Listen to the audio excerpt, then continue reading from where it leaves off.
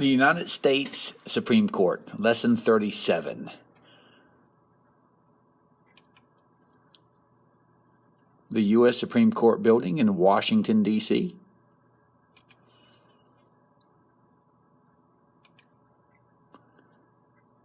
Equal justice under law, inscribed on the marble face.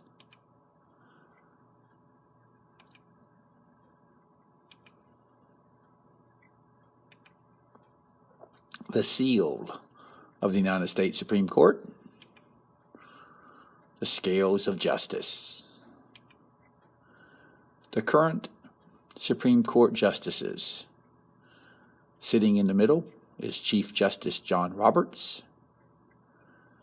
Notice there are 9 Supreme Court justices. Remember, the Supreme Court is the highest appellate court in the United States. The highest appellate court.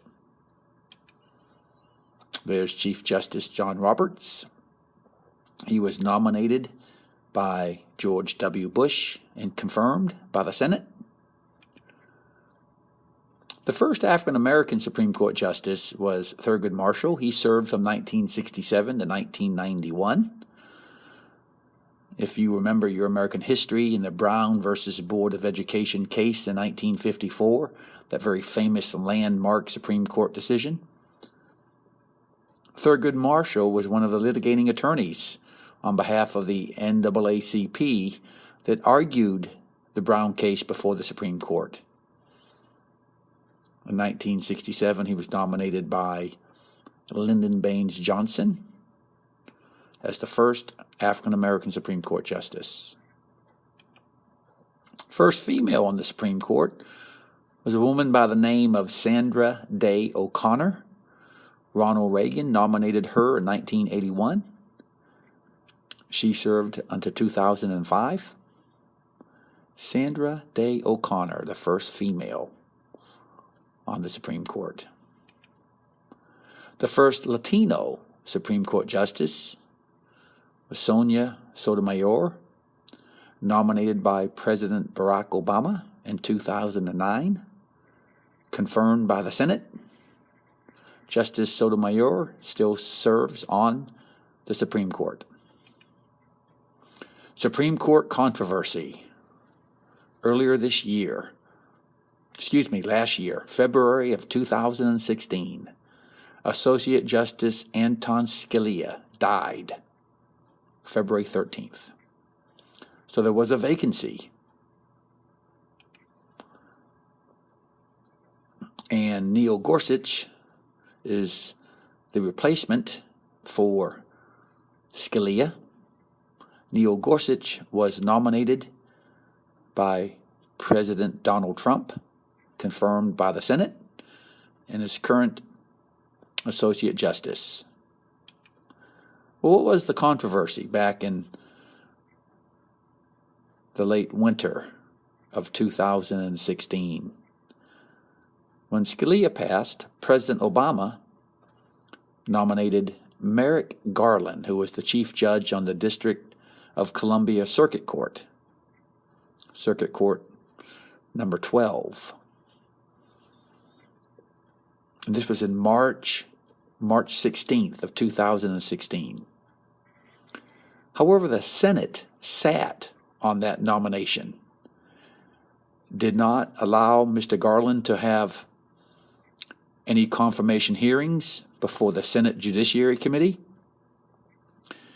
And for over 8 months, the Supreme Court just had 8 justices. And it wasn't until Gorsuch was nominated and confirmed in February of this year did the Supreme Court have a 9th justice. So we went close to a year with only 8 justices on the support.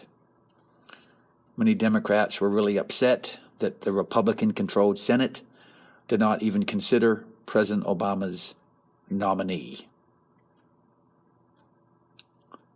The argument was it was late in Obama's term, that the next Supreme Court justice should be nominated by the next president and to wait until after the November election. Republicans in the Senate gambled, and their gamble paid off when Donald Trump won the election and then nominated Gorsuch. Okay, the jurisdiction and organization of the Supreme Court. The Supreme Court only has original jurisdiction. Remember, that's the authority to hear and decide a case for the first time, only in cases involving foreign diplomats or cases in which a state is involved. All other cases come to the Supreme Court on appeal. The Supreme Court is an appellate court, appellate jurisdiction, the highest appellate court in the land. They choose what cases it hears. If the court refuses to hear a case, and that is most likely the case, the decision of the lower court stands. The Supreme Court consists of 1 Chief Justice and 8 Associate Justices for a total of 9 Supreme Court Justices. As we know, the President nominates Supreme Court Justices and the Senate confirms. The President nominates all federal court judges, and all federal court judges, including Supreme Court Justices, have a lifelong tenure. They serve for life. Powers of the court. The main job of the Supreme Court is to determine if any laws or government actions are constitutional.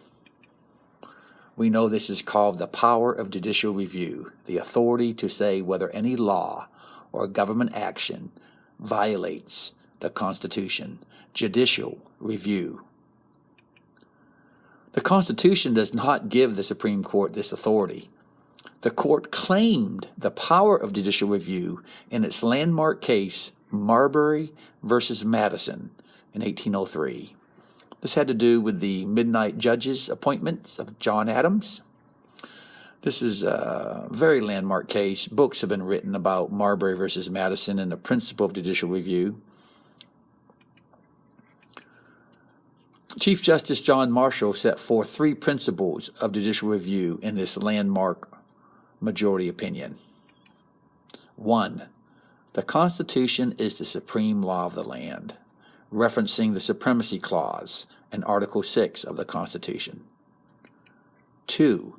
If a law conflicts with the Constitution rules. The judicial branch has a duty to uphold the Constitution. Therefore, from these points, the conclusion is this Supreme Court case established the judicial branch as a co-equal branch of government on equal footing with both the legislative and executive branches. It's a co-equal. The court must be able to determine when a law conflicts with the Constitution and nullify that law. I wish for the power to declare laws unconstitutional.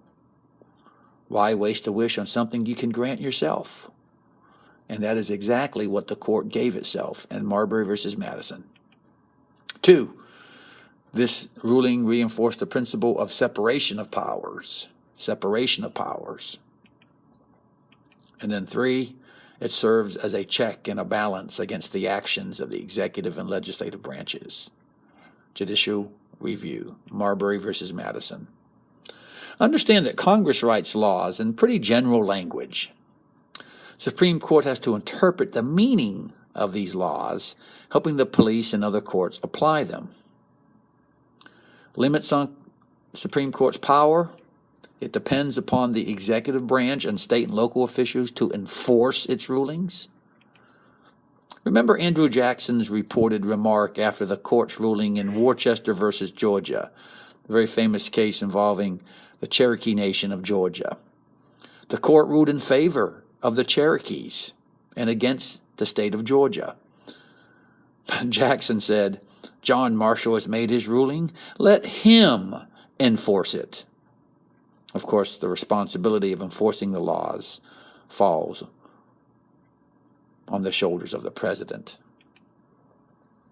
Congress can get around a Supreme Court ruling by passing a new law, changing a law that was ruled unconstitutional, or amending the Constitution.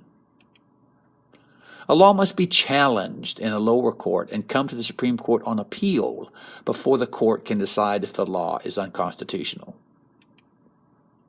Deciding cases, how cases reach the court. The Supreme Court's calendar is from October until June, sometimes running into July. That's the session of the Supreme Court. Each month, they'll spend about 2 weeks listening to oral arguments and about 2 weeks writing opinions and studying new cases. Again, they receive most of its cases on appeal, but sometimes the lower court asks for a ruling because it's not sure how to rule and apply the law in a case. And the Supreme Court receives more than 7,000 applications for appeal each year. They agree to hear around 80. That's a very small percent. How cases reach the court. The court's docket is its calendar. The Supreme Court's docket, the court calendar. The rule of 4. If 4 justices on the Supreme Court agree to hear a case, then it will be heard. It will be considered. It's called the rule of 4. And they're only going to choose these cases that have important constitutional issues or cases that affect the entire nation. A writ of certiorari directs a lower court to transmit records for a case so it can be reviewed by the Supreme Court. Steps in decision making. 1. The written arguments. Lawyers for each side prepare a brief that explains their side of the case. And again, 2 weeks each month, the Supreme Court justices are reading briefs of cases, of future cases they will consider. Then you'll have oral arguments. Each side gets 30 minutes or so, 30 minutes exactly, not or so, but 30 minutes to present its case while the justices ask tough questions. Oral arguments, 30 minutes per side. That's it. Then there's conference. Justices meet privately to discuss the case. There's no audience. There's no minutes being kept. And a simple majority vote decides the case. Once the case is decided, you write your opinions. We know about the majority opinion, the official opinion of the court, explaining the rationale for reaching the decision. The concurring opinion is a justice who agrees with the majority outcome, but for a different reason, and writes his own reasons for his vote. And then the dissenting opinion is a minority opinion. Justices who oppose the majority write reasons why in their dissenting or minority opinions. The announcement. Reasons for court decisions. At least 6 justices must be present for a decision. At least 6. The law is supposed to be the most important consideration. And then we get into the idea of a strict construction versus a loose construction. We've talked about this in reference to the West Wing episode we saw. A guiding principle for justices is stare decisis, Latin for let the decision stand. The Supreme Court is hesitant to overturn previous rulings. They rely heavily on precedent that makes the law predictable, consistent, and fair, we've talked about. But the Supreme Court is not bound by precedent. They have to be flexible and adapt to changing times. Changing social conditions lead to different interpretations of the law. Judicial activism is a concept in which the court writes law or makes law from the bench rather than interpret the law. Judicial restraint is the opposite of that, relying solely on precedent, also known as originalism. What would James Madison do, the father of the Constitution? And this concludes Lesson 37 on the Supreme Court.